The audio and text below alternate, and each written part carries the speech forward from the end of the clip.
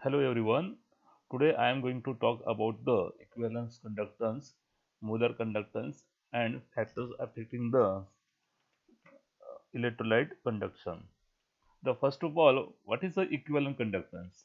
Equivalent conductance is represented by the symbol lambda AQO and it is defined as the conduction of the solution, means conduction of all the ion produced by 1 gram equivalent of an electrolyte in the solution. When 1 gram of equivalent is put in water, then the formation of ions, when you put strong electrolyte or weak electrolyte, okay, then produce the ions in the solution, and they are the two electrodes which is placed between the two parallel electrodes, and 1 centimeter is the distance between the two electrodes. Okay, again I repeat, the equivalent conductance defined as the conduction of the solution, means conduction of all the ion produced when 1 gram equivalent of an electrolyte in the solution, okay, which is a place between the two parallel electrode, and 1 centimeter is the distance between apart. Okay, in this figure there are the two electrodes, anode and cathode. Anode is positive, cathode is negative, and one electrolyte is added in the water, okay, solvent. Then the formation of ions, negative ions, cations and anions. Cation is a migrate towards the negative electrode and anion is migrate towards the positive electrodes. Okay, and these two electrodes is connected by a one wire, and the distance between the two parallel electrode is 1 centimeter. If 1 gram equivalent of an electrolyte is dissolved in V centimeter cube of solution, means for example, when 1 gram of equivalent of electrolyte, okay, you can take suppose sodium chloride, potassium chloride, is dissolved in a 1 liter of the solution, V centimeter cube of the solution. Therefore, the formula is that the equivalent conductance is equal to the specific conductance into the volume. Equivalent conductance is equal to the specific conductance into the volume, volume in centimeter cube, where K kappa is equal to the specific conductance. If a solution containing n gram equivalent, if a solution contains n gram equivalent in a 1000 centimeter cube of solution, n gram equivalent in 1000 centimeter cube of solution containing the 1 gram equivalent will be, we write the 1000 is divided by the normality, normal, okay, lambda eq is equal to the, therefore lambda eq is equal to the 1000 kappa is divided by the normality. Therefore, n is the normality of the solution. Therefore, volume is equal to the 1000 is divided by the n. Okay, volume is equal to the 1000 is divided by the n. You can substitute the value here. Therefore, the lambda eq is equal to the 1000 kappa into the normality. The formula is that, okay, where normality n is the normality of the solution.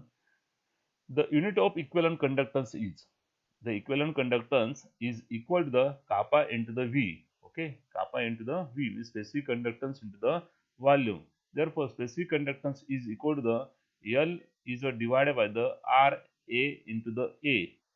L is the length, okay, R is the resistance, A is the area, V is a volume.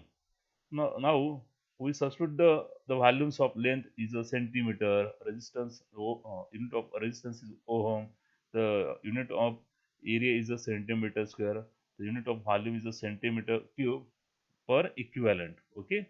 Now here the centimeter centimeters cube. So centimeter cancel it 1 centimeter, here the 1 centimeter cancel, okay, centimeter square as it is. We write this unit in the form per ohm centimeter square per equivalent, or per ohm is nothing but the Siemens, okay, Siemens centimeter square per equivalent. You noted that the unit of equivalent conductance is per ohm centimeter square per equivalent, or Siemens centimeter square per equivalent. Now the equation is that This is very important. Lambda eq is equal to the 1000 into the kappa into the n. N is the normality of the solution. Now, the next definition is that molar conductance. Molar conductance is represented by the symbol is a lambda m. It is the conductance of all the ion produced by 1 mole. Here the 1 mole, okay, addition of 1 mole, 1 mole of electrolyte in the solution, and which is the place between the two parallel electrode, and the distance between the two electrode is 1 centimeter. Okay, again I repeat, the molar conductance is the conductance of all the ion produced by 1 mole of an electrolyte in the solution, which is the place between the two parallel electrodes 1 centimeter apart. The molar conductance can be calculated by using the relation. The lambda m, okay, is equal to the kappa into the V. Therefore, volume is nothing but the 1000 is divided by the here the molarity. Okay, therefore, the lambda m is equal to the 1000 into the kappa is divided by the m, where m is the number of moles of the electrolyte present in 1000 centimeter cube of the solution. M is the number of moles of the electrolyte present in 1000 centimeter cube of the solution. That means it is the molarity of the solution. The unit is that mole per dm cube. The molar conductance is equal to the unit of molar conductance. Okay, the lambda m is equal to the kappa into the V. Okay, the specific conductance into the volume. Therefore, the formula of specific conductance is length upon resistance into the area into the volume. Then again we substitute the units of this all the terms. The length is a measure in centimeter, resistance is measured in ohm, area is measured in centimeter square, the unit of volume is a centimeters cube. Here the mole. Okay, therefore the unit of molar conductance is per ohm centimeter square per mole, or also we write Siemens centimeter square per mole. Okay, now the unit of equivalent conductance is per ohm centimeter square per equivalent. Okay, here the unit is that molar conductance per ohm centimeter square per mole, or Siemens centimeter square per mole. Okay, now the next point is the factors affecting the electrolytic conduction. The factors affecting the electrolyte conduction. In aqueous solution for molten state or a fused state, okay, the electrolyte ionize to form the positive oppositely charged ions. Means when the electrolyte is added in the water solvent, okay, then the formation of the ion charge ions. These ions are free to move in the solution. These ions are free to move in the solution. The free movement of the ions is responsible for the conduction of electric current. The movement of the ions, okay, the free movement of the ions, this is responsible for the of the ion. This is responsible for the conduction of the current, okay, conduction of electricity. The important factor that influence the free movement of the ions in the solution are as follows. Now these are the 5 factors.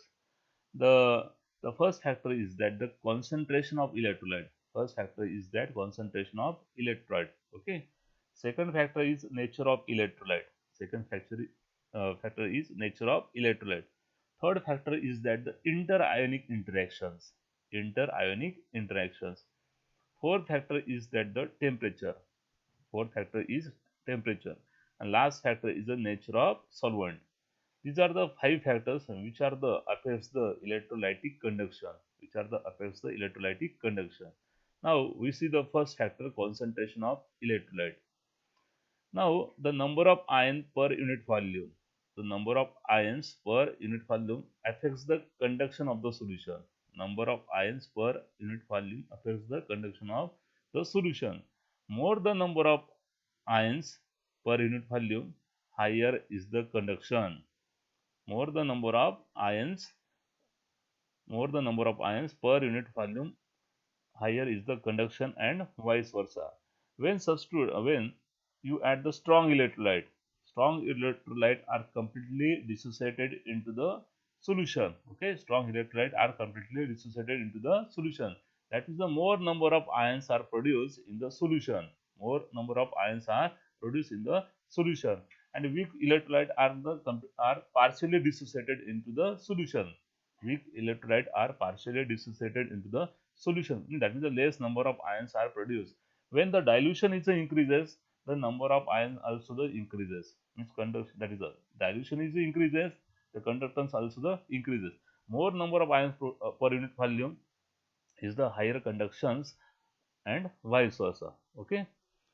Then second factor is that nature of electrolyte. Nature of electrolyte means there are the two types of electrolyte: strong electrolyte and weak electrolytes. In the case of the weakly ionized solution, weakly ionized solution, weak electrolyte means this is a partially dissociated ions. Less number of ions are produced. Weakly ionized solution, the conduction is low. In case of the strongly ionized solution, the conduction is very high because the number of ions. Okay. The third factor is the interionic interactions. Interionic interactions. In concentrated solution, the forces of attraction between the oppositely charged ions is greater. In concentrated solution, there are the two types of solution: diluted solution and concentrated solutions. Okay. In concentrated solution, the force of attraction between the oppositely charged ions is greater, and the conductance is very low. Its conduction is low. Okay. In such a solutions, means suppose for example sodium chloride is electrolyte. Then the formation of Na plus Cl minus. Okay, means in concentrated solutions, what happen? The force of attraction between the oppositely charged ions is greater, and the conductance is very low. But in dilute solution, when the dilution is increases, that means the volume is increases, the force of attractions are the negligible, because there is no attractive force or the repulsive force is possible. Okay, there the attractive force and the repulsive force are very negligible. Therefore, the conductance is very high. The conductance is very high. Then next factor is the temperature. As the temperature increases, average kinetic energy of the ions also increases. Temperature increases, the average kinetic energy of the ions also increases. Therefore, the conductance of the solution also increases. The conductance of the solution also increases. A last factor is that nature of solvent. Nature of solvent. Now, the viscosity of solvent affects the conductance. Viscosity of the solvent is affects the conductance. Okay, greater the viscosity, lower will be the mobility.